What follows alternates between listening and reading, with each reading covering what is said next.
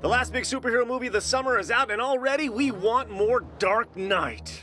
So we're doing it by counting down Bruce Wayne's best games. That kind of rhymed. So, hey, I'm Stuttering Craig. And I'm Nervous Nick. For Screw Attack's Top 10 Batman Games. I'm the Knight. Where are the other drugs going?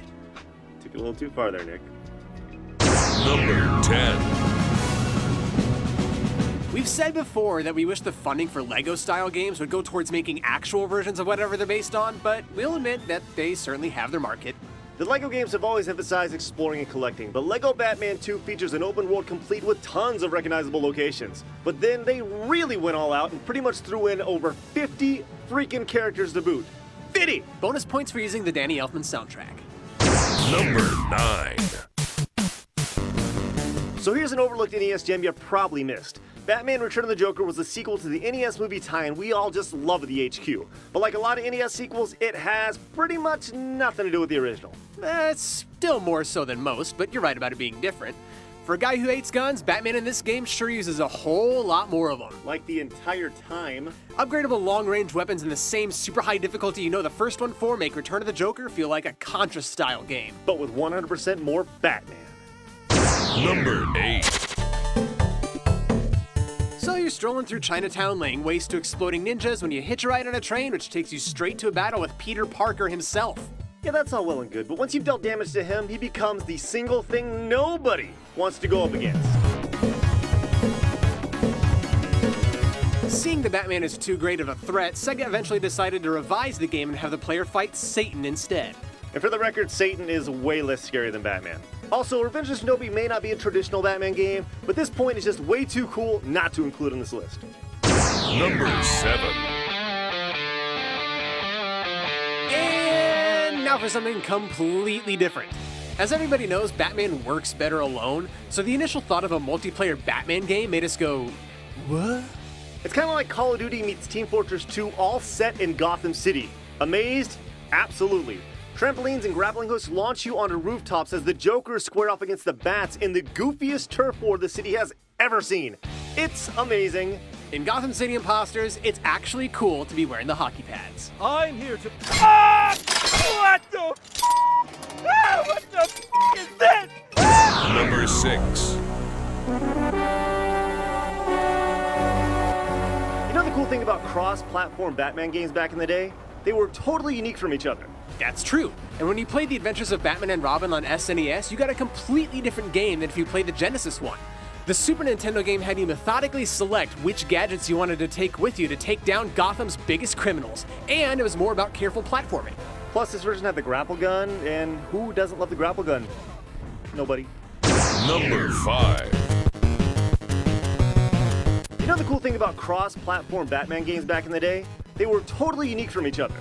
That's true. Batman Returns for NES took the form of a side-scrolling beat-em-up in the same vein as the Ninja Turtles games, complete with flying kicks, a super move, and a dash attack. And like we said earlier, NES sequels have very rarely seemed to resemble their predecessors. Case in point, this is Batman 3, the sequel to Return of the Joker. And if you ever doubted the effectiveness of the Bat Punch, look no further than right here. Bitch! Number 4. Hey, you know what the cool thing about cross-platform Batman games was back in the day? They were totally unique from each other. Are you even reading the script that I Whereas wrote for the you? Super Nintendo version of Batman and Robin was about gadgets and took a more leisurely pace, on the Genesis the action gets ramped up tenfold. In this game, the only gadgets you need are your batarangs and your fists. We call that Batmaning. And maybe a Game Genie, because this game won't let you win so easily. If you suck. Number 3. You know the cool The thing SNES version of Batman Returns is one of those games that made you truly wonder why making a good movie tie-in is apparently so hard. When translating Tim Burton's last Batman film into a video game, Konami did what they did best. Make it a Batman beat-em-up. When you're brawling through the streets, the game did an outstanding job of making the Caped Crusader look like a beast. I mean, he's strong, he's fearsome, he's brutal. Seriously, throwing bad guys in the walls is like the most satisfying thing in the world. Number 2. Oh boy, one of my personal favorite NES games just happens to feature the Big Bad Bat. If you played it, you know why. The awesome wall jumping mechanic made for some super tricky jumps that make you just think, Nice job, game. You're great. Trade West was smart when they made this. They realized that #1 priority when making a video game adaptation is making a good game, not being totally faithful to the character. That's why Bruce uses weapons such as the rocket-firing pistol, the boomerang, the shuriken, and the Batman. The freaking Batman. Seriously, we're gonna make that joke every single time we talk about the game. Every single time. Because we started that joke in 2006. Let's hit the old recap before we hit #1. Number 10, Lego Batman 2. Number 9, Batman Return of the Joker. Number 8, Revenge of Shinobi. It's not a Batman game, but it's cool. Number 7, Gotham City Imposters. Number 6, The Adventures of Batman and Robin on the Super Nintendo. Number 5, Batman Returns for NES. The Adventures of Batman and Robin on the Genesis is number 4. Number 3, Batman Returns for Super NES. And number 2, Batman on the Nintendo Entertainment System. It's number 1. Who are we kidding? The only games that have gone beyond being fantastic on their own and went ahead and perfected the feel of Batman had Arkham in the title. Batman's stealth, brutality, gadgets, and intellect are all present, not to mention the key voice actors from the animated series. He surrendered almost without a fight. I don't like it.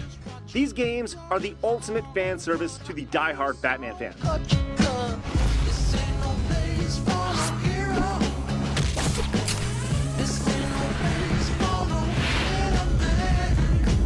From Arkham Asylum to Arkham City, your favorite villain is in there somewhere, and Rocksteady Studios did them justice.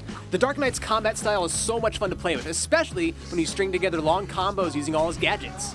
Ultimately, the two games are similar enough that if you saw we put one of them on the list, you would know the other one is coming right after it. And besides, this is our damn list, and if you don't like it, suck it. You just can't go wrong choosing one or the other. Both Arkham Asylum and Arkham City will put you right in the center of Batman's world and will deliver plenty of wow moments that will remind you not only why you're a fan of Batman, but why you just love being a gamer. There's nothing wrong with you. Nice of you to say, but you of all people should know there's plenty wrong with me. Joker, you creepy motherfucker. Hey, guess what? We got a list of 19 reasons why we love Batman on Screw Attack. So if you love Batman like we do, make sure you go to the link in the description and check it out. Right, Nick? Yeah, this isn't the take. Why not?